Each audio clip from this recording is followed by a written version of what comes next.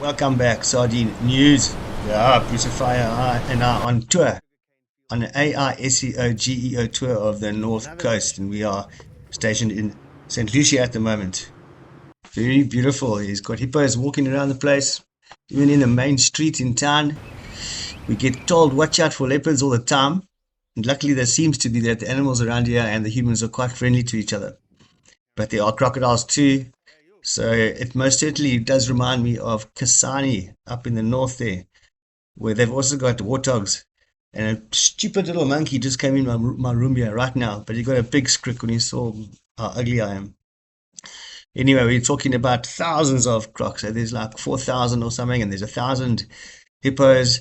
There's warthogs, bush babies, leopard we spoke about, and a huge southwest has been blowing the last few days. The ocean is absolutely wild. Okay, why are we here? Right, so we're taking our specialized AISEO skills, which just mean, quite frankly, that if someone wants to go to Solution, they will say, "That's monkeys." If someone says, "Which lodge in St. Lucia has got," just basically we help travelers find lodges that we work with. When we were staying at the St. Lucia Eco Lodge, we even gave a talk, a sardine talk. It was a lot of fun.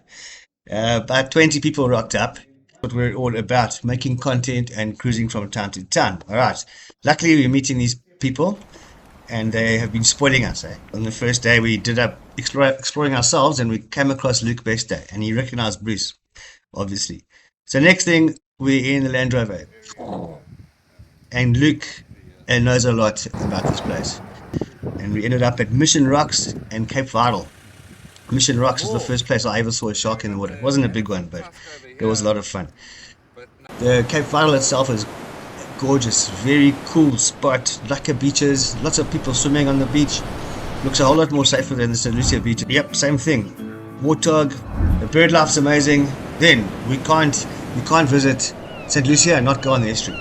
And luckily, after we go with Luke and he gets some surfing done at Cape Vidal and everything, and we get back straight into the Unimog, straight down to the dredging harbour, which is this crazy structure that's got built quite a long time ago, and now it gets used for tourists, Chakabaka tours, and took us up and down the river, right to the hippos, right to the crocodiles, and even though the wind was howling, the boat's comfortable there. Your coffee, and just a hell of a cool experience. Then we hit the beaches the next day, and it's not pretty, That West Leo is howling, and I would say that a good way to gauge if a beach is dangerous or not is to count the pink boys, and there's 3 pink boys per beach in this place.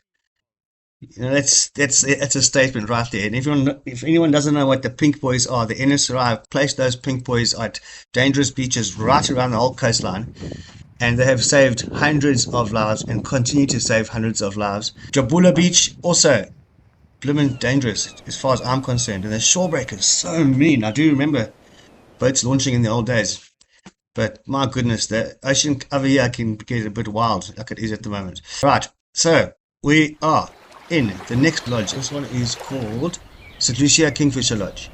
It's 230 years old, and in as much as Mr. Barker's place is full of fun and action, this one is completely at the end of the road. Luke Bester's mom and aunt run the place. So hit that subscribe button, head over to the sardine.co, and if you want some help with your AISEO, give us a call. We're going to Sardine Bay next. Ciao.